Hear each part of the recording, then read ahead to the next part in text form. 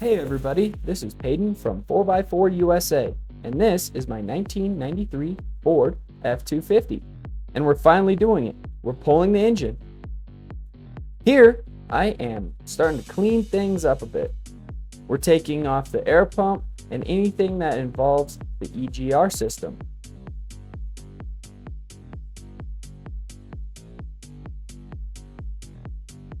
You might be wondering, why are you removing the air pump? Well, ultimately, I'm removing everything that involves a computer. I don't want to have restrictions based on what the EPA says. So, I'm going to remove the air pump and the EGR system. Have you ever farted inside of a truck with the windows closed and it's 100 degrees in there and you're breathing that in? That is the simplest way to understand an EGR system. Motors are not designed to eat their own exhaust, just like you aren't. Here I'm pulling off the pulley for that air pump. The air pump was already, I'd say, worn out. The bearings were going out of it and it was squealing pretty bad.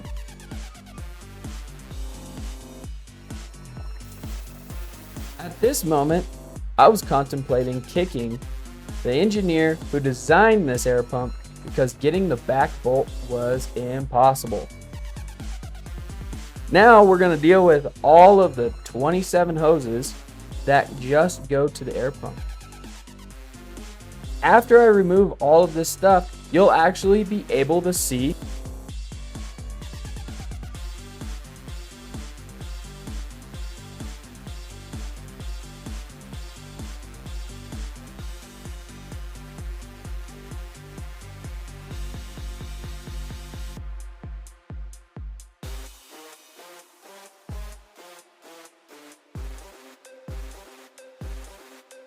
right here. I am fighting all of these hoses because they have been baked on probably for the last 20 years. Ultimately, the whole system didn't work, but I was too lazy to remove it. Look at that. Just get that out of here.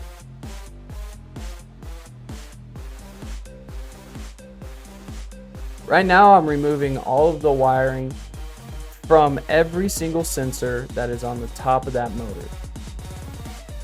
Eventually, I will have to figure out which wires I need and which wires I don't need. But for right now, I'll just unhook it all and toss it off to the side.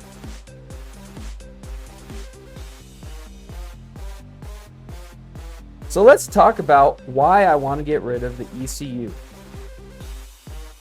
I don't want to be restricted by a computer.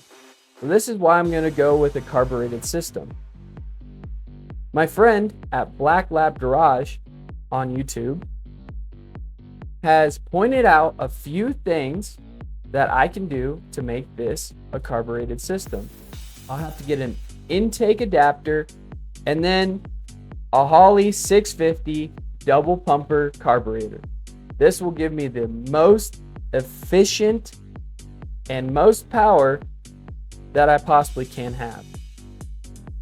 Those 650 double pumpers came on the 1985-ish 460 7.5 liters. Well, here we are, the big event, pulling the motor, and yes, those are ratchet straps attached to my cherry picker. No judgment, I couldn't figure out where to put the chain, so this was the best option. Now I'm pulling this motor by myself.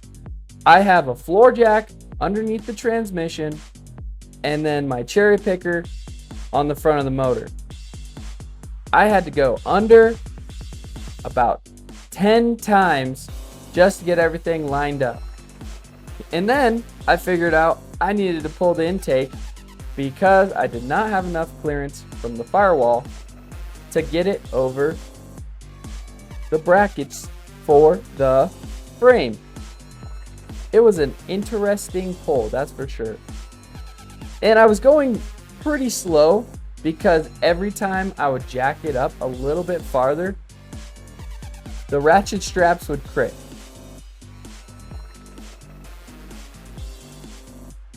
Now, do I recommend using ratchet straps? No. But did it work? Yeah. And was it a little Western? Sure. But did we get the motor pulled out? Yes, we did. Felt like Bob the Builder there. And look at that, folks.